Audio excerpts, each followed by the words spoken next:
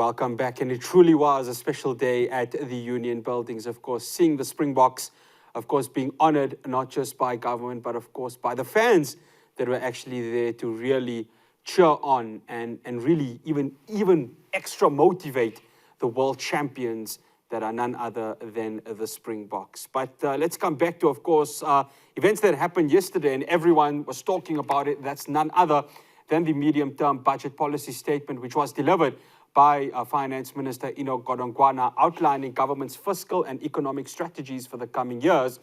He announced that government has revised its February budget tax revenue estimate down by 56.8 million rand for the 2023-24 financial year. Joining us now to unpack yesterday's proceedings is Standard Bank Chief Economist Gulam Belem. Gulam, assalamu alaikum rahmatullahi wa barakatuh. Jazakallah so much for joining us. Wa alaikum salam for us. Thanks as always for having me. No, it's an absolute pleasure. Gulam, it was warmly received by many. Let's take it from your perspective. Listening to it yesterday, your thoughts on it? The budget was foregrounded by the President a few days earlier when he highlighted that the budget would encapsulate fiscal probity. He signaled that it would be a conservative budget and that there is likely to be areas of curtailment, particularly with regard to expenditure. So in that respect, the tone had already been cast, political cover had already been provided to the Minister of Finance. And why I suspect many observers are labeling the Finance Minister's speech and his overall budget statement as a 6.5, sometimes even a 7 out of 10, is because he's made some strident commitments with regard to consolidating public finances, with emphasis on expenditure restraint. Expenditure restraint in several areas, and particularly outside of health, education, and safety. But spending restraint nonetheless has been one of the areas that has been applauded. Of course, as you mentioned in your opening remarks, the revenue stream coming into the coffers is under pressure. This, of course, was foretold with the significant fall in commodity prices in recent quarters. Just bear in mind that, for instance, in the previous fiscal year, in the last fiscal year, mining companies' contribution to the fiscus was roughly 3 to 4 times higher than their preceding 5-year average. So commodity prices boosted the earnings of mining companies, and mining companies in turn delivered healthy, plumb contributions to the receipt of revenue. But of course, that summer has come to a close, and the revenue path this year, this fiscal year, and in the ensuing years is likely to be a little bit more challenged. And in that respect, I would underscore and close off at least this segment by saying the assumptions underlying the budget were more or less reasonable, credible, even if there's likely downside risks to the budget path in ensuing years. And Gulam, I want to touch on the public finances because he is treading that thin line. But it has to happen nonetheless, that those tough decisions have to be made with regards to that. So indeed, public finance is exactly that. It's about managing trade-offs. It's about managing sometimes unlimited ones with limited resources. In recent years, the demands have been from labor, in other words, public sector wage bill. It has also been complemented by very elevated debt service payments because of a high indebtedness ratio. And it has also been buffeted, or at least expenditure profile has been buffeted and elevated because of support for state-owned entities. The governor, at least the finance minister, seems to be talking tough love with regard to the state-owned entities not readily, easily coming to the National Treasury for funding. He's placing very stern conditions in terms of first internal rehabilitation with regard to the SOEs, and we now know Transnet is the latest of the very substantial utility entities that is now seeking support in excess of 100 billion rand. So he's being very tough in terms of not letting the National Treasury be the first port of call.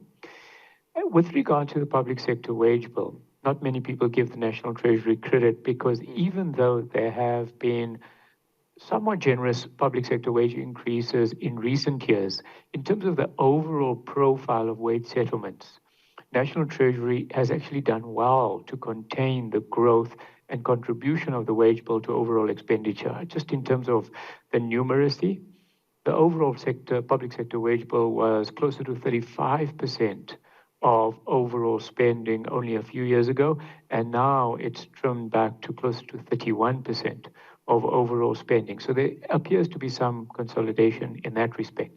However, with regard to debt service costs, and as no doubt your listeners and readers of the media will know, South Africa spends R1 out of every R5 of revenue on debt service costs. It's a very inflated level. To be spending 20% of your public sector, or at least revenue receipts, on debt service costs is quite painful. And of course, it takes away from expenditure in other areas like social welfare.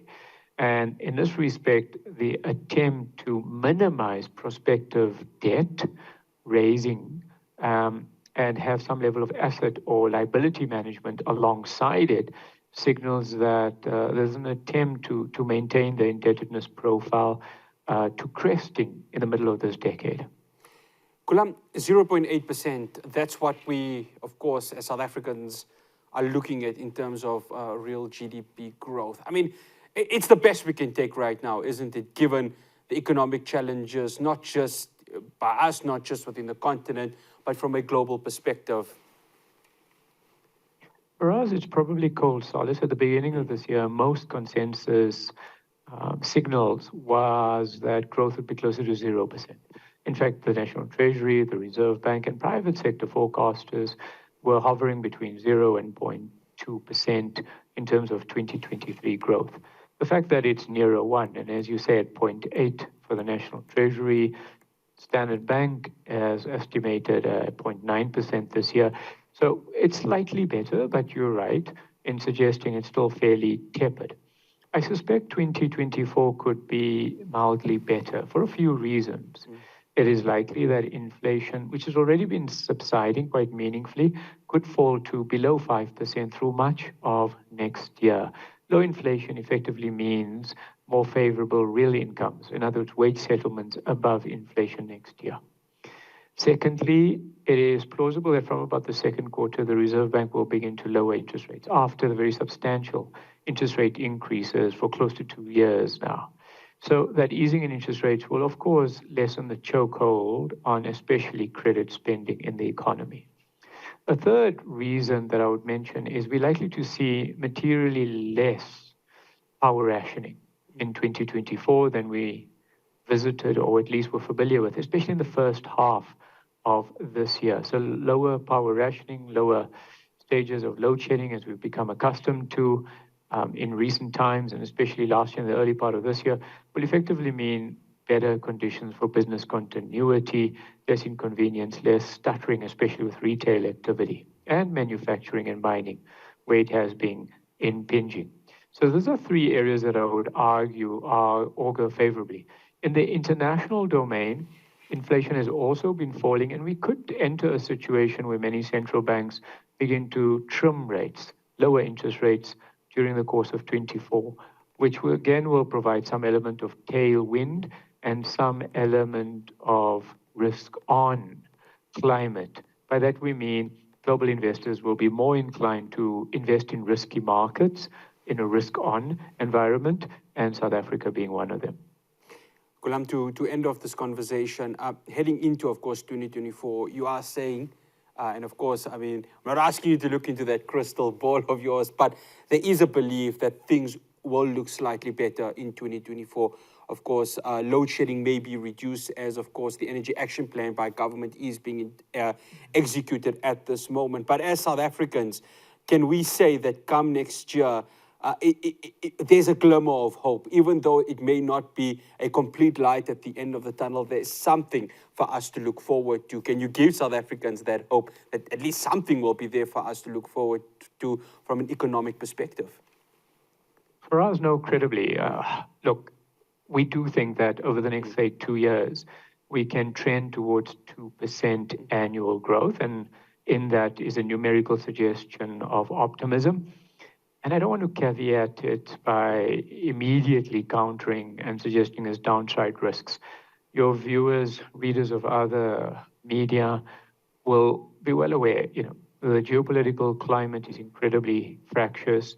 There's a global geopolitical premium that continues to linger. Um, some economies, large economies, remain weak or may even enter recession next year. So undeniably, there's a plethora of headwinds, but for the moment, we'll take it that the tailwinds are mounting and will provide that incremental thrust into 2024.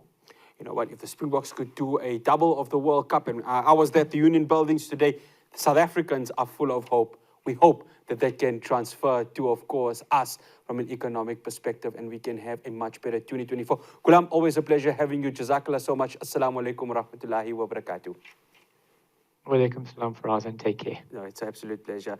It's Ghulam Belem, Standard Bank chief economist, of course, just breaking down yesterday's midterm budget policy statement that was delivered by Minister Enoch Godongwana. After the break, we get a Labour perspective of what happened yesterday. I'm going to be speaking to COSATU's parliamentary coordinator, Matthew Parks, to get it from a Labour perspective. Not many happy within the Labour sector. We're going to find out why and what can be done in order to make sure that a middle ground is found between Labour and government. Do stay tuned.